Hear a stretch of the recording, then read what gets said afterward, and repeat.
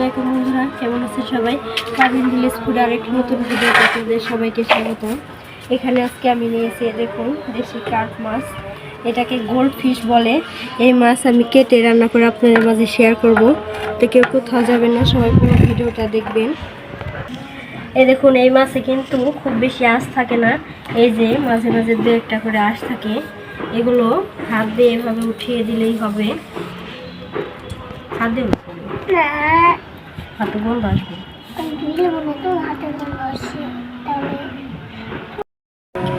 মাছটা এখন আমি কেটে নিব। আগে মাথাটা কাটি, তারপরে আমি পাখনা কেটে নিব।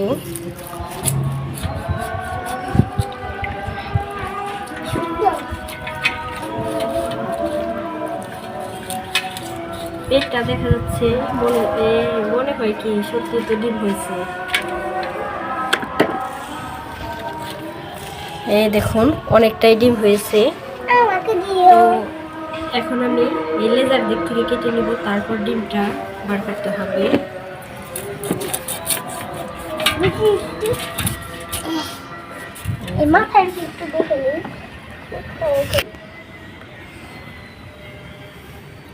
অনেক সুন্দর ডিম হয়েছে, ডিম অনেকটাই হয়েছে। এখন আমি এদিক থেকে এভাবে চাপ দিলে ডিমটা খুব সহজে বেরিয়ে যাবে।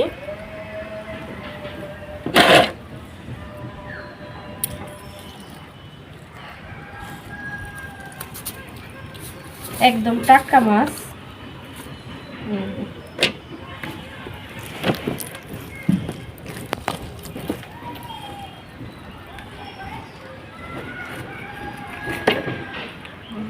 পুরো ডিমটাই বের করে নিচে। এই দেখুন ভিতরে শুধু পুরো হাতই ঢুকে যাবে ভিতরে। দেখুন পুরো মাছটা আমি এখানে কেটে নিয়েছি, অনেকটাই হয়েছে। তারপর এই মাছের পেট কাটলে পেটে যদি ডিম হয় তাহলে আর কিছুই থাকে না। এই যে অনেকগুলো পিসি হয়েছে। এখন আমি মাছগুলো খুব ভালো করে পানি দিয়ে পরিষ্কার করে ধুয়ে নিয়ে তারপর ফিরে আসছি রান্নাঘরে। মাছ কেটে ধুয়ে তারপর নিয়ে চলে এসেছি। এখন আমি মাছটা ভাজার জন্য মশলা মাখিয়ে নেব। তো প্রথমে দিয়ে দিলাম লবণ,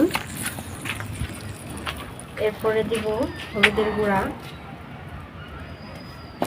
তারপরে একটু শুকনো মরিচের গুঁড়া দিব। হাত দিয়ে খুব ভালোভাবে মাখিয়ে নিব।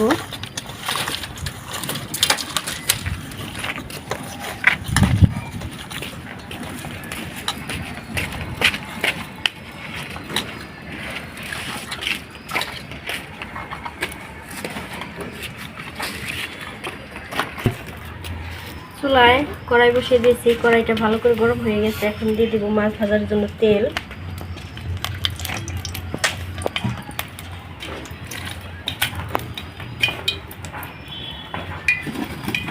তেল খুব ভালো করে গরম হয়ে গেছে। এখন আমি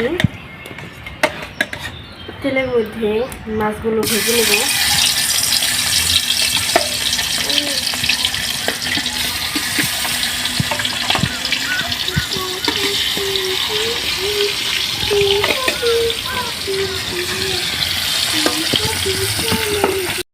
ওই তেলেই আমি তরকারিটা রান্না করে নেব। প্রথমে পেঁয়াজ আর মরিচ কুচি দিয়ে দিলাম।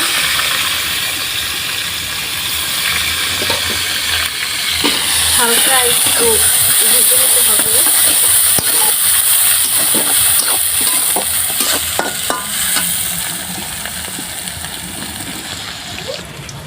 পেঁয়াজ হালকা ভেজে নিয়েছি। এখন আমি আদা রসুন বাটা দিয়ে দিব।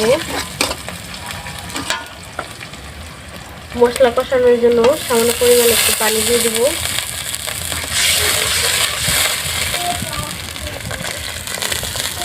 এখন আমি দিয়ে দিব একটু হলুদের গুঁড়া,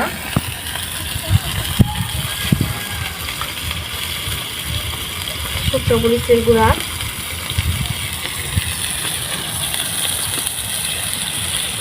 পরিমাণ মতো একটু লবণ।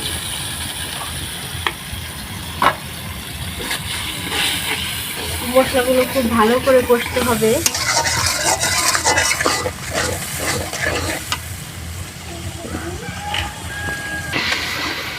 মশলা খুব ভালো করে কষে নিয়েছে। দেখুন মশলা থেকে একদম তেল উঠে এসেছে। এখন আমি কেটে রাখা সবজি দিয়ে দেবো। এখানে আমি বেগুন আর আলু নিয়েছি, আপনারা কিন্তু সবজি ছাড়াও রান্না করতে পারবেন। সবজিটা খুব ভালো করে কষে নেব, একদম যাতে সেদ্ধ হয়ে যায় সেরকম ভাবে। সবজি আমি খুব ভালো করে কষে নিয়েছি, দেখুন একদম সেদ্ধ হয়ে গেছে। এখন আমি ঝোলের জন্য পানি দিয়ে দিব।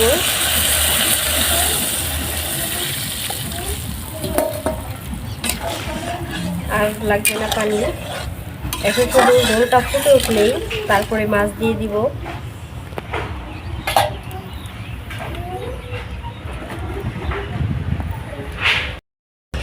ঝোল খুব ভালো করে ফুটে উঠেছে, এখন আমি ভেজে রাখা মাছ সবগুলোই দিয়ে দিব। মাছ দিয়ে খুব বেশি রান্না করব না, 4-5 মিনিট জাল করে নিলেই হয়ে যাবে রান্নাটা। তো আর ভিডিওটা আজকে বড় করব না, এরকম আরও রান্নার নিত্য নতুন ভিডিও পেতে পারভিন ভিলেজ ফুড চ্যানেলটিকে আপনারা অবশ্যই সাবস্ক্রাইব করবেন। আর সবার আগে ভিডিও পেতে পাশে থাকা নোটিফিকেশনটি অন করে রাখবেন। আর আমার রান্নাগুলো আপনাদের কেমন লাগে সেটাও কমেন্ট করে বলবেন। যদি ভালো লাগে তাহলে লাইক করবেন, শেয়ার করবেন। সবাই ভালো থাকবেন, সুস্থ থাকবেন। আল্লাহ হাফিজ।